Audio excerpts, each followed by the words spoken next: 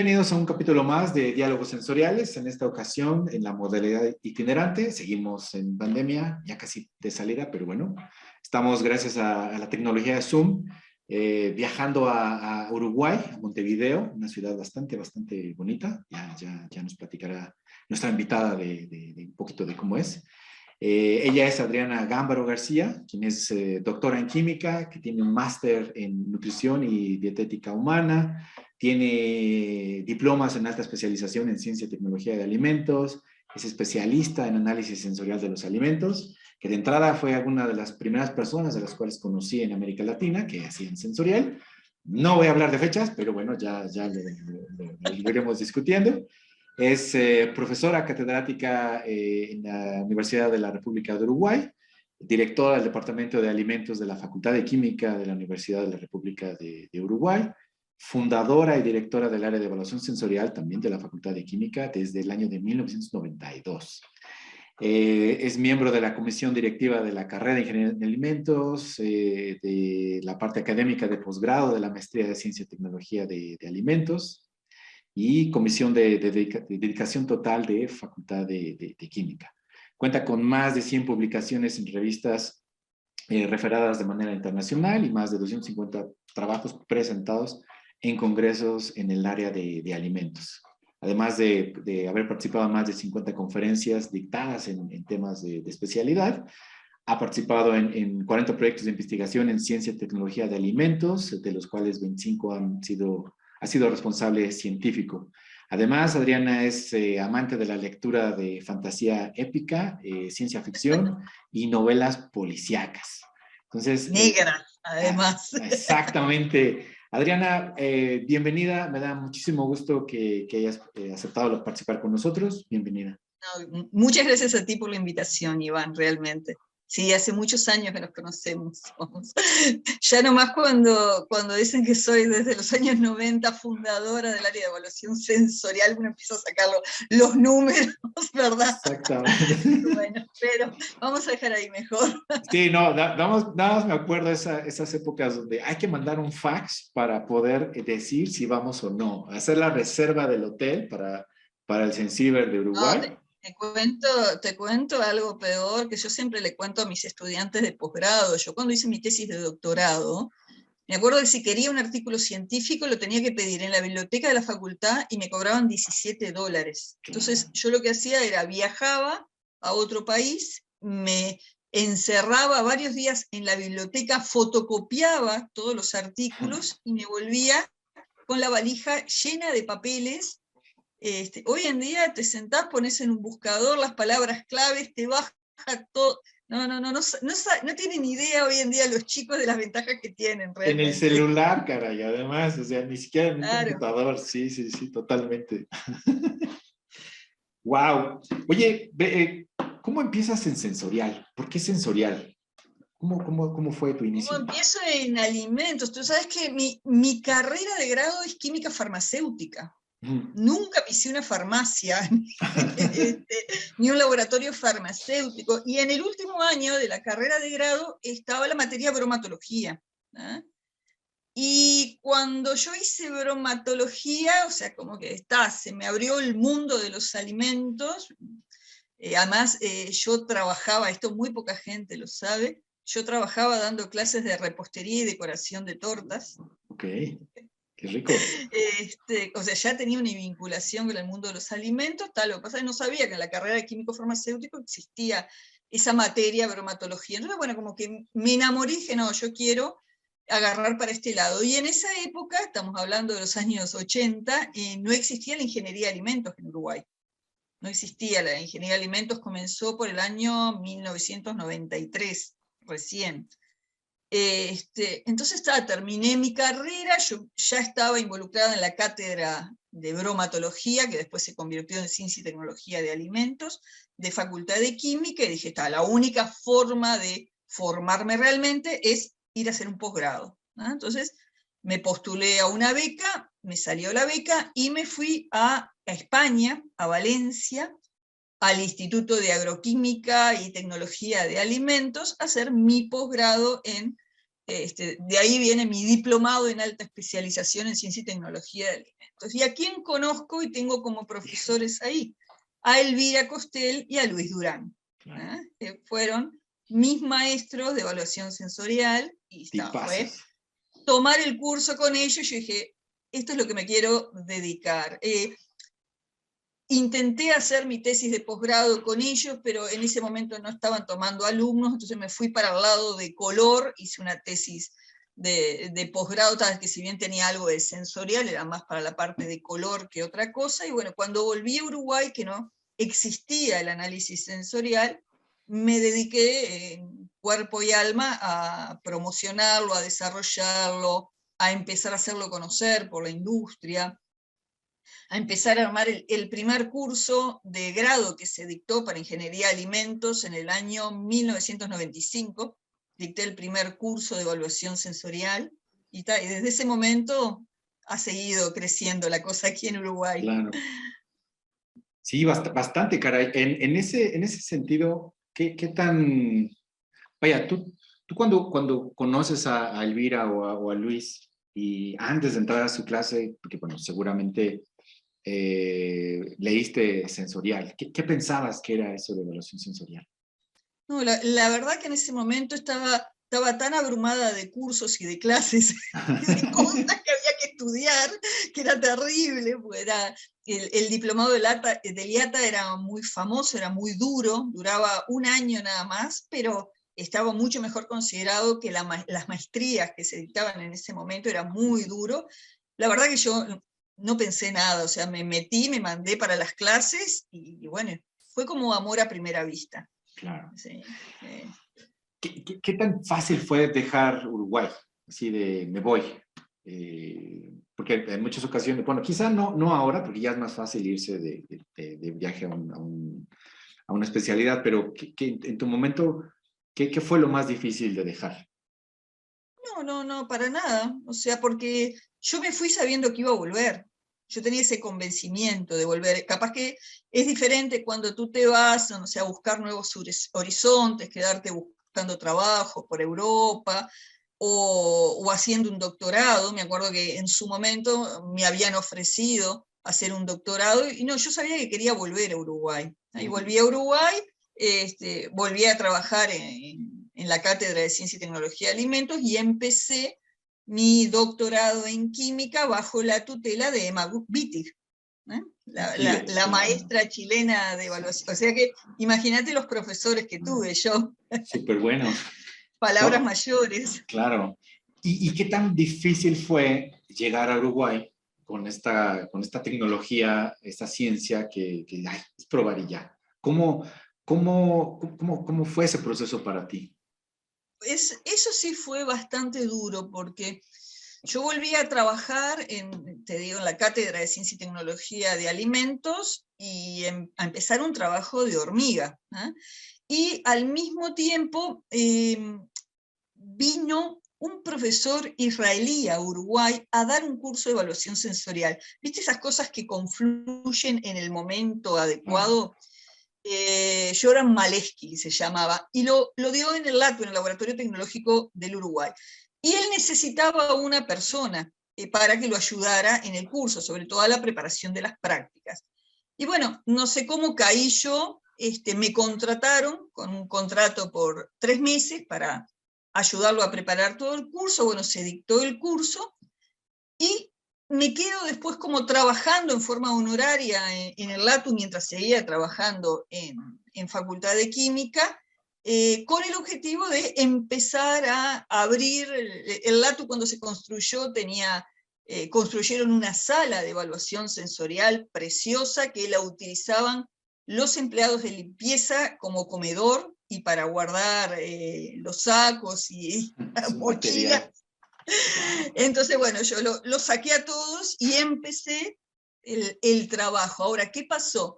Me plantean desde esa institución, bueno, esto es algo muy novedoso, hay que informar a la industria lo que es, las ventajas que tienen. Lo que te proponemos es que lo hagas, y con los asesoramientos que consigas te pagas el sueldo.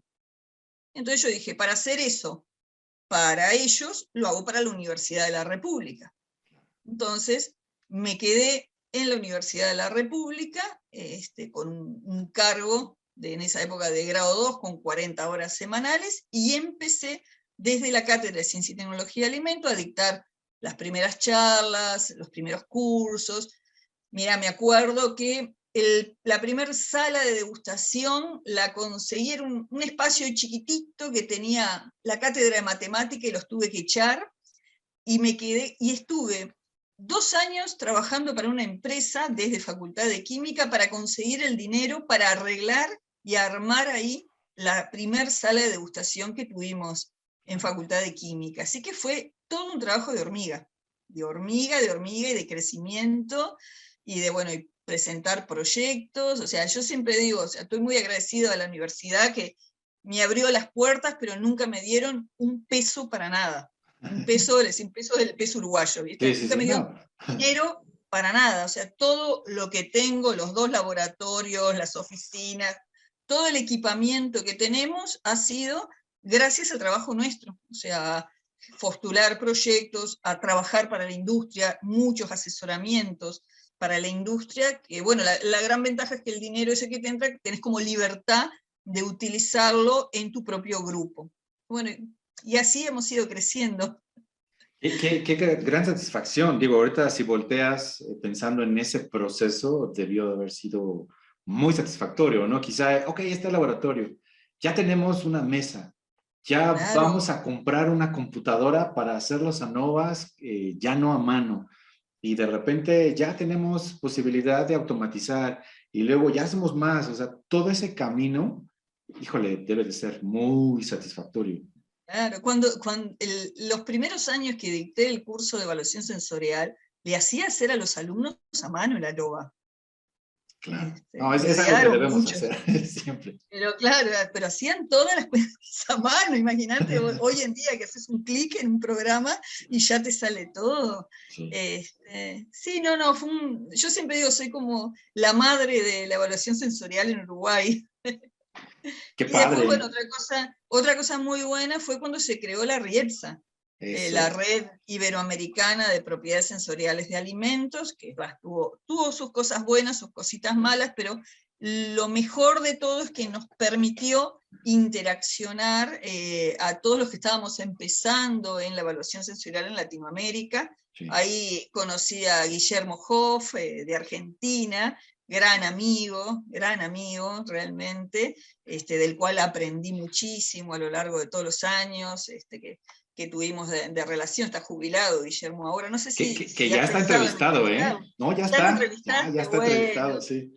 Ahí está. Es de los primeros capítulos, entonces pueden regresar y ahí revisar la historia. voy a ver la entrevista de Guillermo. Y no, y lo más valioso de la RIEPSA fue eso, que entre todo, fue un crecimiento entre todo. Me acuerdo el primer proyecto que se presentó en la RIEPSA, que era sobre análisis descriptivo, Ujú. que yo no postulé a Uruguay para participar en ese proyecto, porque yo decía, no, a mí se me cae la cara de vergüenza, recién estoy empezando en el tema, estoy empezando a formar paneles para análisis descriptivo, ¿cómo me voy a meter yo en el proyecto? Y al final resultó que se metieron países que no tenían la menor idea de nada, igual. Y bueno, después vino el proyecto de vida útil, liderado por Guillermo Hoff, donde investigamos, aprendimos muchísimo todos. O sea, fue un camino, y que sigue siendo un camino muy, muy satisfactorio. Hoy en día todo sigue evolucionando, seguimos aprendiendo. Yo ahora me estoy metiendo en una temática muy novedosa, que si bien no es pura evaluación sensorial, que es el design thinking, para toda la parte de desarrollo de productos.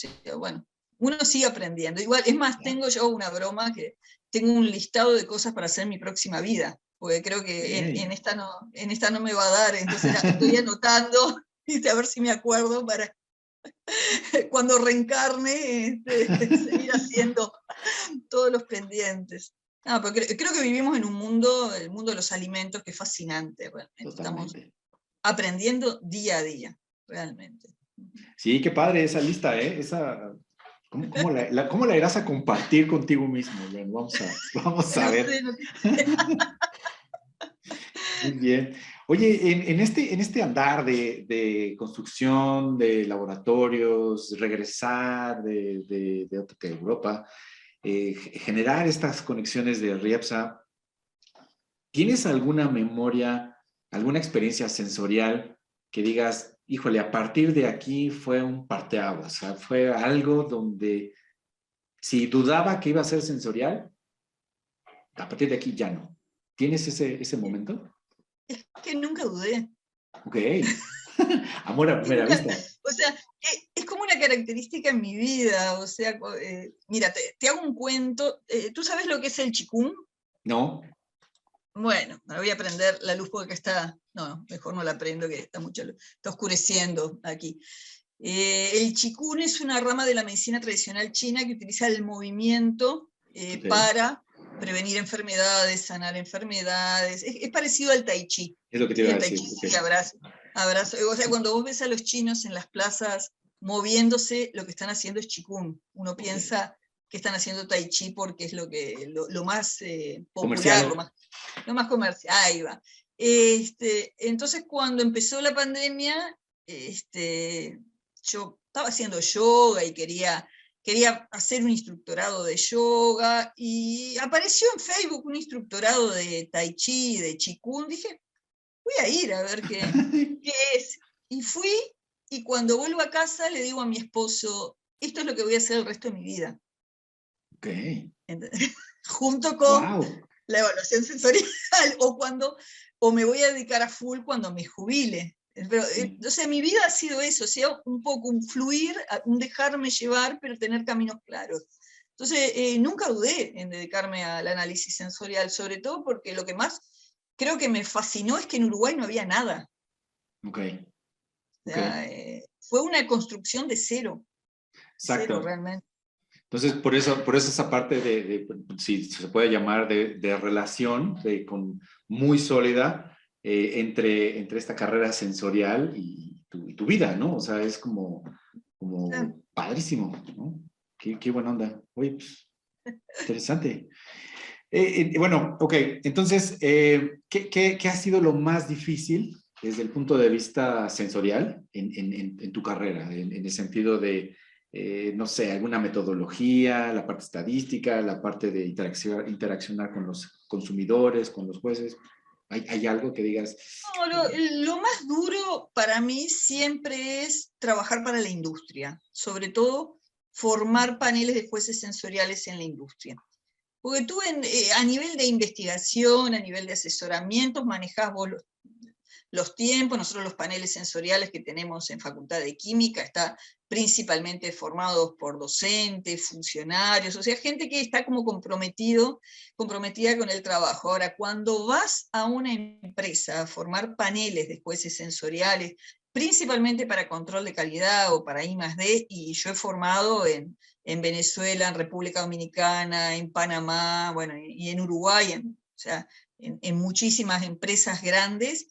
Creo que lo más duro es, primero, hacer entender a la empresa la importancia, que generalmente cuando te llaman es porque, bueno, la gente de control de calidad o la gente de I+D encuentran la necesidad, pero capaz que a veces la gerencia no está convencida.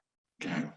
Y si la gerencia no está convencida, para abajo el convencimiento es muy difícil. Y después, claro, cuando vos estás en una empresa, a vos no te contrataron para ser juez sensorial, y te están como obligando, entonces te implica Sí. hablar con la gente, explicar los beneficios, y bueno, y empiezan de mala gana a hacer las primeras pruebas, después como que se van entusiasmando. Yo por suerte tengo una de las personas que trabaja conmigo, que es la doctora Ana Claudia Ellis, que es la jefa de los paneles que tenemos. Es una especie de madre psicóloga, ¿sí? Entonces ella tiene un don de gente para tratar a la gente, y como que los va enganchando, les va hablando y se empieza a entusiasmar la gente. Pero yo creo que eso es lo más difícil del análisis sensorial, cuando vas a una empresa chica, sobre todo, o sea, como las empresas que hay acá, capaz que una multinacional lo tiene mucho más claro. Sí. Este, es difícil enganchar a la gente, es difícil que te respondan, ¿sí? Se da mucho en los paneles de empresas la rotación de gente que te deja de ir, que se desmotiva, y claro, cuando nosotros nos contratan para formar un panel en una empresa, o sea, nos contratan obviamente por un periodo de tiempo acotado, no es cuestión de quedar el resto de la vida vinculado con Facultad de Química para esa actividad. Exacto. Entonces, un periodo de tiempo acotado en el cual nosotros vamos, le formamos el panel, formamos a los líderes de panel dentro de la propia empresa, pero después nos vamos y arreglate como puedas. O sea, no podemos, claro, no podemos seguir forever atendiendo a una empresa. ¿Ah? O sea, un poco el trabajo es ese, sí, tener un año, incluso hasta 2 años, formamos los paneles, formamos a la gente que se encargue de los paneles y después nos desvinculamos.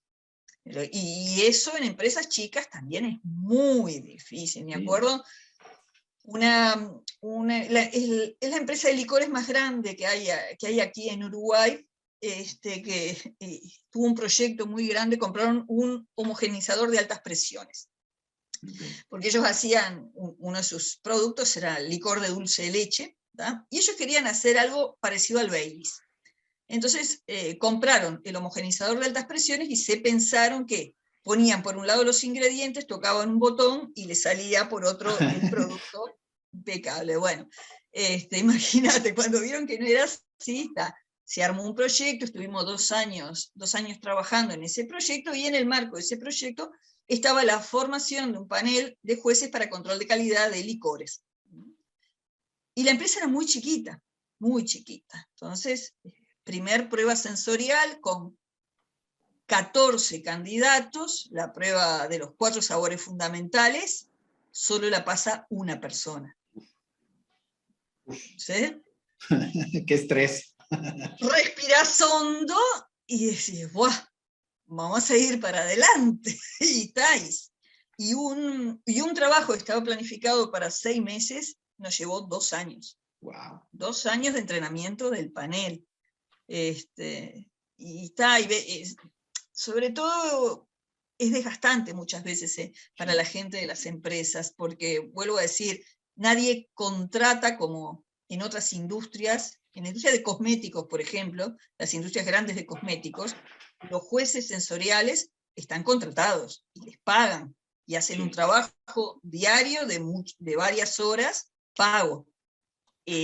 Lamentablemente en Latinoamérica, no sé cómo será en México, pero yo toda la experiencia en Sudamérica y en Centroamérica que tengo directa es que ninguna empresa le paga nada a sus jueces sensoriales. O sea, son los propios empleados, ¿verdad? De lo que sea, de administración, de informática, de la línea de producción, de lo que sea, que lo sacan, vos tenés que ir a hacer las pruebas sensoriales y formar parte del panel. Creo que eso además de todo lo que tienes que hacer, tienes que venir a probar. Claro. Sí. No, sí hay varias empresas que ya contamos con un panel, un grupo de personas que se les paga y están dedicados a eso. Pero es lo que sería lo ideal, además. Sí, no, pero antes no, porque sí recuerdo muchas esas experiencias cuando llegábamos a una empresa, justo como lo mencionas, y hablabas con el panelista, con el juez, que te decía, es que pues, sí tengo que venir, pero estás explicando y está pensando en los problemas de línea, o suena la alarma y de repente bye, porque pues, soy el responsable y tengo que resolver el problema. Por ahí eso se vuelve frustrante. Sí. Totalmente de acuerdo. Muy bien. Oye, Adriana, llegamos a un punto de la entrevista donde te voy a hacer unas preguntas tipo 2 AFC comparativas, no se valen empates, y bueno, simplemente respuesta forzada. Respuesta forzada, correcto. Entonces, pues te vas a tener que decir alguna opción. Dale. Comienzo con café o mate. Café. Prueba tétrada. No tomo mate. No tomo mate. Mi hombre que me sorprendió y dije, ¿qué? Bueno, está bien. Soy una uruguaya atípica. No, bien. ¿Prueba tétrada o prueba triangular? Triangular. ¿Playa o bosque? Depende de la época. Okay. Si me vas a elegir, playa. ¿Análisis descriptivo tradicional o métodos rápidos? Rápidos, toda la vida. ¿Vino blanco o tinto? Blanco, diría. Luis Durán una vez me dijo, el vino blanco es de mujeres. Sí, Eran otros tiempos. era de otro tiempo. A ver, ¿metodología analítica o metodología con consumidor? ¿Pruebas con jueces o pruebas con consumidor? Sí, no, te entendí, difícil la respuesta. Creo que si me da... Ay, miti, no tengo una preferida, me gusta trabajar con las dos metodologías. Es más, ¿sabes lo que más me gusta trabajar? No, realmente. Lo que pasa es que tú cuando me preguntas pruebas con consumidores se refiere a las pruebas afectivas. Me gusta mucho trabajar con técnicas proyectivas. Ok, Muchísimo. ok, que está como a la mitad, ¿no? Por ahí. Muy bien. Es una cosa cualitativa, sí, me gustan mucho las técnicas proyectivas. Bien, bien. ¿Asado o choripán? Asado. Ninguno de los dos igual, pero no como carne. Ah, ok, ok. Entonces más bien tenía que haber sido algo así como brócoli o lentejas. De Texas. ¿Escala de 9 puntos o de 7 puntos? De 9. Ok, muy bien. Gracias por tus respuestas. Con esto estamos como sondeando más o menos cuál es la tendencia, si es que la hay, de quienes hacen sensorial. Ok, oye, ¿cómo ves ahora el futuro de sensorial, ¿no? Considerando cuestiones como post-pandemia, bueno, no hemos terminado la pandemia, pero que de repente las metodologías rápidas o metodologías en línea toman fuerza, el metaverso, toda esta cuestión de neuromarketing. ¿Cómo ves el futuro de sensorial?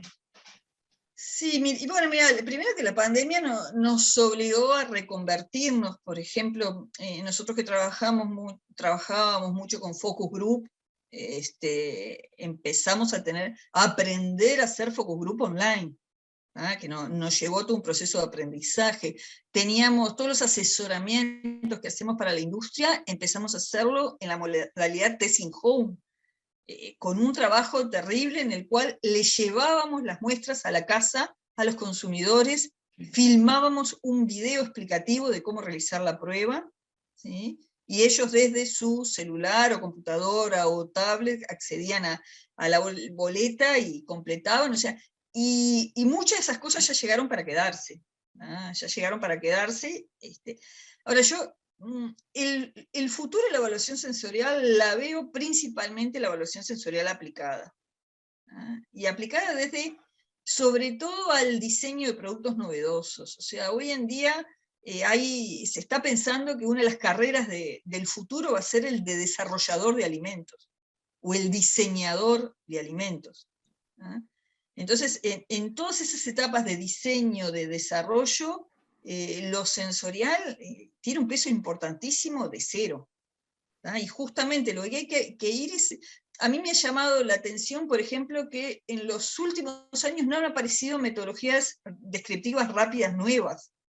Siempre seguimos dándole vuelta a lo mismo, a Rata, Kata, Pivot Profile, Flash Profile, siempre seguimos como dándole vuelta a lo mismo, mejorando un poco las metodologías, comparándolo, haciéndole alguna adaptación, y yo creo que eso se necesita muchísimo. Mira, te voy a poner un ejemplo, yo tengo ahora 2 muestras de un producto, ¿sí?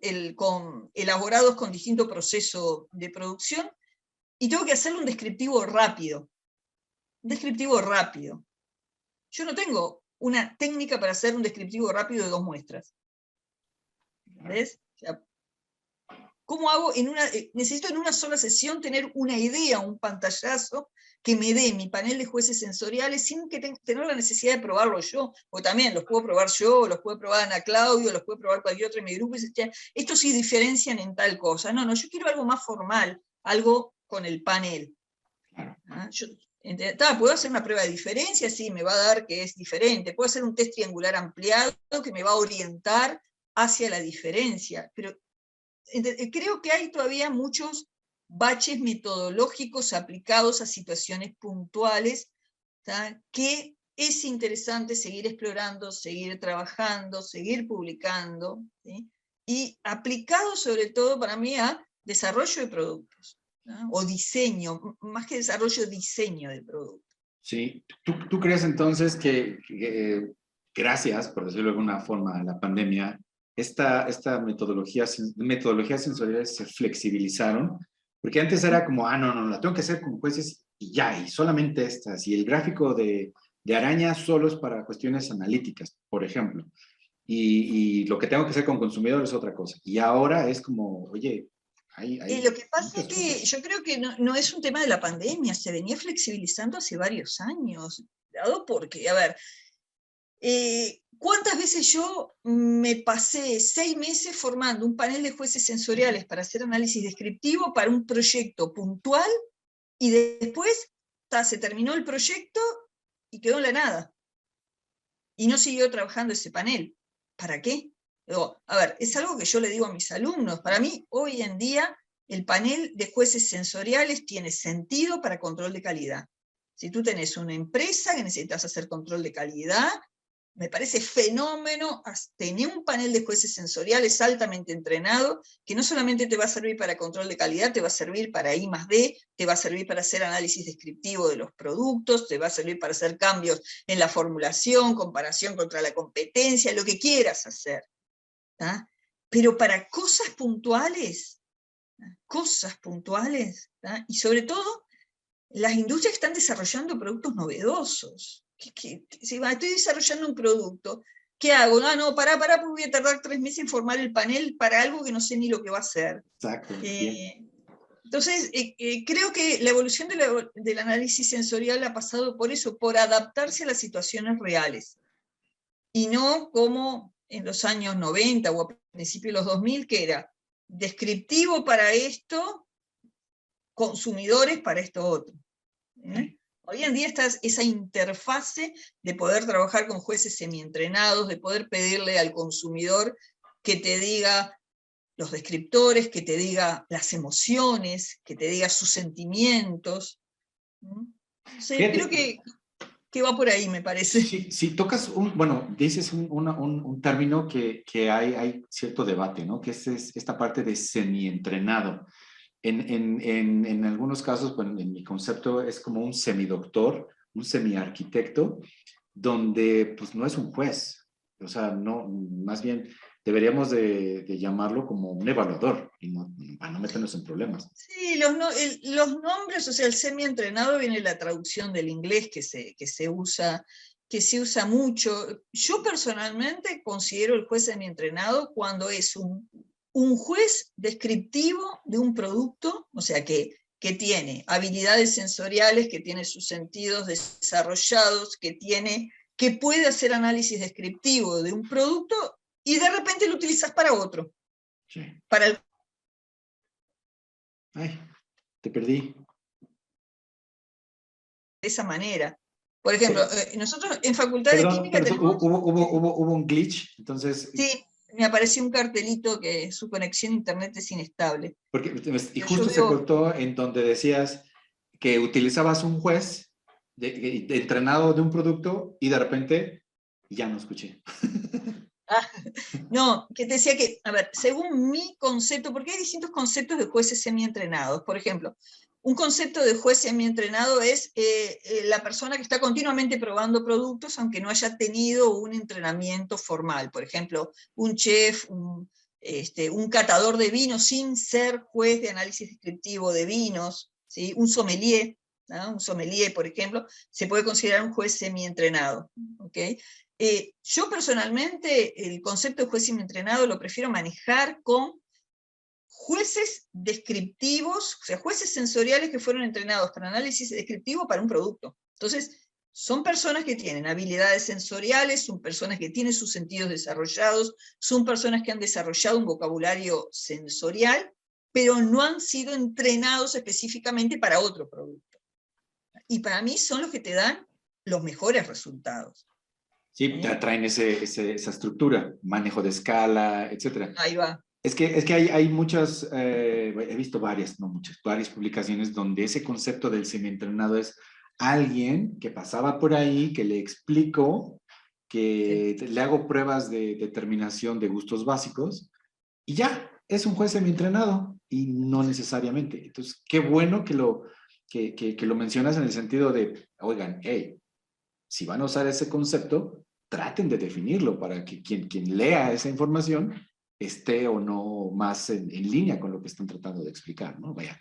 A ver, nosotros, por ejemplo, dictamos el curso de sommelier profesional en Facultad de Química, y bueno, los alumnos tienen un entrenamiento en cata de vinos, pero es para el trabajo que van a realizar ellos como sommelier, no son un panel de jueces sensoriales para análisis descriptivo de vinos. Entonces, con esa gente, sí tú los puedes considerar un juez semi-entrenado y utilizarlos para hacer metodologías descriptivas rápidos sin ningún problema, y te van a dar un excelente resultado. Es más, mira, yo en este momento estamos mandando un artículo a publicar donde comparamos el análisis descriptivo de aceite de oliva, ¿sí? Realizado por, bueno, nuestro panel de catadores expertos en aceite de oliva, que tiene años trabajando. Después, los alumnos del curso de sommelier en aceite de oliva, que recibieron toda una formación sistemática en cata de aceite de oliva, pero no se pueden considerar jueces sensoriales para análisis descriptivo de aceite de oliva.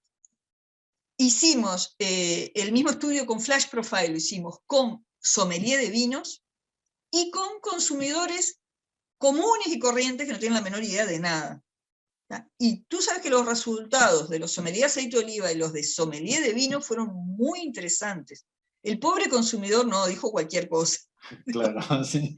Cualquier cosa. Pero entonces eso ya te da la pauta que una persona con cierta preparación, ¿sí? Con cierta preparación en sensorial, con capacidad descriptiva, con manejo, como decías tú, de escalas, ya puede actuar como un juez semi-entrenado.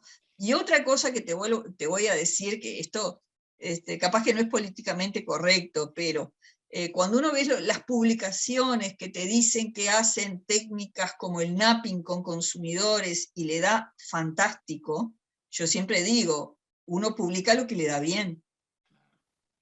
Cuando Falta a vos te da publicar cuando mal, no, ¿verdad? Falta publicar las fallas falta. también. Vos sabés que había un profesor que quería sacar una revista de las cosas que habían fallado, o sea, los trabajos de investigación que no habían dado buenos resultados. Entonces, claro, uno publica cuando te da bien. O sea, cuando a vos te falla, para mí el napping es una técnica, el napping o el mapeo proyectivo, es una técnica dificilísima para que te hagan los consumidores, pero dificilísima. Conceptualmente, tienen que probar no sé cuántas veces las muestras, compararlas entre sí, distribuirlas. Me acuerdo que la primera vez que yo la hice, yo salí y dije, no, esto un consumidor común y corriente nunca en la vida. Y después ves artículos científicos donde les dan unos resultados maravillosos haciendo napping con consumidores. Yo realmente, no sé, yo cuestiono esas cosas, digo honestamente. Hay técnicas descriptivas rápidas, sí, que son aplicables con consumidores, como el CATA, YAR, pero las otras, Flash Profile, Napping, Pivot Profile, semi-entrenados. Yo, Al, semi-entrenado, a mí. al final llega la estadística y lo salva todo, ¿no? Ahí va, sí, sí, viste que con la estadística. Exacto. Oye, ¿cuál sería, en tu opinión, las habilidades mínimas requeridas para que alguien se dedique a hacer evaluación sensorial? ¿Como juez sensorial o No, no, como, como, como un como líder, como investigador? investigador, ajá. Inquietud, querer estar aprendiendo siempre, y la habilidad que sí o sí tienes que tener es un buen relacionamiento con la gente. Quieras o no, vas a estar trabajando con gente, vas a estar trabajando con jueces, vas a estar trabajando con consumidores, entonces tenés que tener lo que yo le llamo don de gente. Ser Exactamente. una persona amable, centrada, escuchar muchas veces. Los jueces sensoriales vienen con problemas, entonces hacen la prueba y después se quieren quedar charlando. Y tú tienes mucho Bueno, trabajo, sí es cierto. sí, sí, sí, es verdad. Y yo lo veo, ya te digo, con Ana Claudia, que es la líder Ana Claudia Ellis, que es la líder de nuestros paneles. Yo a veces voy al laboratorio y veo a todos los jueces de aceite de oliva sentados alrededor de la mesa charlando, y le hago así como, cortá y sacá lo que hay que seguir con otro trabajo. Pero tiene gente que desde el año 2009 va una vez por semana a Facultad de Química a catar aceite de oliva. ¿Cómo mantenés eso? Entonces, ya les digo, trabajar en sensorial es una mezcla de ser un poco psicólogo, un poco madre y un poco investigador. ¿Ah? Totalmente de acuerdo. Si tuvieras una máquina del tiempo y fueras a los inicios de Adriana, antes de conocer sensorial, ya sabiendo toda esta historia, ¿qué le dirías a tu Adriana del pasado? Hacé lo mismo que hiciste. No dudes. ¿Para qué? Muy bien. Soy una mujer feliz y contenta de lo que he hecho en la vida. Entonces más bien No te me vas de maté. otro lado. Ni la ves, le dices, bye. Ahí va. Buena onda.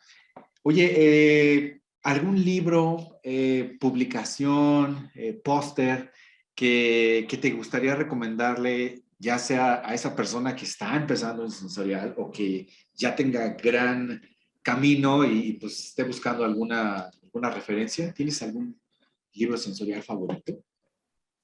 El de métodos descriptivos rápidos, que está muy bien ese libro, bastante profundo los capítulos, pero además todo depende por dónde va a agarrar, porque sensorial tiene muchos caminos, Claro. muchos caminos. Entonces, en función de si quiere hacer más hincapié en métodos descriptivos rápidos, o en técnicas cualitativas, o métodos afectivos, o estudio de emociones, o sea, va a depender, o sea, nuestro papel es guiar, sobre todo a través de, a ver, cómo, en Uruguay por lo menos cómo se forma alguien en evaluación sensorial. Bueno, primero entrando a trabajar conmigo, no, pero aparte de eso, haciendo tesis de posgrado, ¿no? Tesis de maestría o tesis de doctorado. Entonces, bueno, tú ahí vas guiando a la persona, y voy a contar algo que me dijo un profesor hace muchísimos años, que eso para todos los que dirigen tesis de posgrado se van a reír, que me dijo, dirigir una tesis de posgrado es empujar a un alumno que no sabe nadar a un río.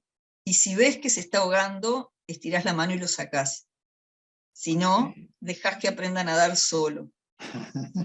Claro. Le puedes dar alguna indicación, pero y bueno, y es eso, Wow. es guiar a la gente, y en función de presentarle todos los caminos, y en función de para dónde quiera agarrar, guiarlos. ¿Y qué opinas de conseguir recursos o ir a congresos? ¿Vale la pena? Mirá, yo antes, en una época iba un año al Pambor y el otro año al Eurosense, y me di cuenta que los pósteres eran los mismos. Entonces, como no sale tan caro, claro, como es horrible lo que dije, pero es verdad. Tú así Yo de no dije vamos. nada. No, lo dije yo, no hay ningún problema. Es más, he visto en congresos póster de trabajos ya publicados. Digo, no tengo ningún problema en decirlo. ¿Qué pasa? Para nosotros, creo que son los dos únicos congresos así que valen la pena, pero para nosotros es un costo altísimo. Entonces lo que tratamos de hacer es, bueno, vamos a uno o a otro, o mando a alguna persona a uno, a otra persona a otro, tratar de alternarnos, y no antes como que hacíamos todo un sacrificio enorme en ir siempre a todos los congresos. Y bueno, y durante la pandemia la ventaja de los congresos online fue fantástica. Totalmente de acuerdo. Fantástica, y tendría que mantenerse un semipresencial, sobre todo para la gente que vivimos lejos, que los pasajes se nos hacen sumamente onerosos, la estadía, todo. Para nosotros es un sacrificio muy grande ir a un congreso que de repente se hace en Finlandia o Estados Unidos, dentro de todo es más económico para nosotros, pero todos los congresos que se han hecho en Europa han sido muy costosos para nosotros. Nosotros, estoy hablando desde Uruguay. No, en México también no crees que es así tan barato. O sea, sí es más fácil ir a Estados Unidos, pero a veces sale igual de caro ir a Uruguay, por ejemplo, que a Europa. Claro. O sea, es como complicado, pero sí debería de seguir híbrido. Pues vamos a ver qué dice la comunidad. Oye, el tiempo ha pasado muy rápido y pues ya nos echamos aquí una buena plática. Por supuesto, podríamos platicar de muchas cosas más. Ojalá y pronto podamos hacer una segunda parte en vivo, junto con ahí unas experiencias sensoriales. Estaría padrísimo. Antes de despedirnos, ¿te gustaría compartir algún contacto, ya sea correo electrónico, donde la gente pueda entrar en comunicación contigo? Sí, si tú quieres poner en el chat o Sí, algo sí, lo mi pondremos ahí como correo etiqueta. electrónico, no hay ningún problema. Sí, sí, Ok. por favor, que todo el que tenga alguna inquietud, que me escriba. ¿Sabés lo que faltó? Que les cuente qué hacemos. Pero ya no da el Pues, tiempo. oye, no, sí, yo justo te iba a decir algo más que quieras comentar. Entonces, es momento de que nos platiques qué hacen. No, no, principalmente mi grupo, o sea, tenemos paneles de jueces sensoriales para análisis descriptivo de aceite de oliva, que es una de las líneas de investigación más fuertes, también para control de calidad de leche en polvo, y después lo que estamos trabajando es desarrollo de productos muchísimos proyectos de desarrollo de productos, sobre todo con residuos y subproductos de la industria agroalimentaria. Residuos suena medio feo, pero o sea, Es lo que es. subproductos mejor, Exacto. de la industria agroalimentaria, extracción de compuestos bioactivos, incorporación, desarrollo de alimentos con incorporación de compuestos bioactivos extraídos justamente de subproductos de la industria. O sea, nos estamos como enfocando mucho el desarrollo de productos, mucho, y en la aplicación de la evaluación sensorial, desarrollo de productos. Qué padre. ¿Te imaginabas estar en este momento de tu vida cuando arrancaste sensorial, así de, oye, estoy haciendo lo que me gusta, vivo en paz? ¿Sí te lo imaginabas tal cual, así? No sé, cuando uno es joven no proyecta mucho, ¿verdad? Pero no sé, siempre, como hoy te comentaba, o sea, yo siempre me he dejado fluir y las cosas han llegado solas y bien. Bien. Qué padre. Pues eso es un muy buen aprendizaje. Hay que dejarnos fluir también de repente. Adriana, muchísimas gracias por tu tiempo una vez más. Si no hay algo más que quisieras comentar, pues damos por No, muchas finalizar esta gracias a plática. ti, un gustazo hablar contigo, bueno, y a disposición para lo que necesites, ¿no? Sí, sí, con gusto te tomo la palabra. Entonces, bueno, pues nos despedimos. Gracias a ustedes por vernos si están en YouTube o escucharnos si están en plataformas de podcast. Nos vemos en la siguiente emisión de Diálogos. Si les gustó, denle like y compartan. Si no, no digan nada. Nos vemos en la siguiente ocasión. Hasta luego. Chau, chau a todos.